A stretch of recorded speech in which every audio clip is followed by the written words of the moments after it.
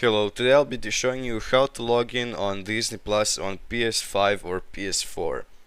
So if you don't have an account at all, I would recommend you to make one on your PC or your laptop because it is much faster and more convenient. Just go onto the Disney Plus website, click on sign up now, and here just input all the information and select a subscription plan. Then if you don't have Disney Plus installed on PlayStation, just go to the PlayStation Store and install it there.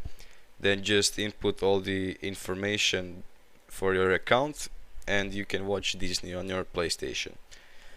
Thank you for watching. If you like this video, please leave a like and subscribe.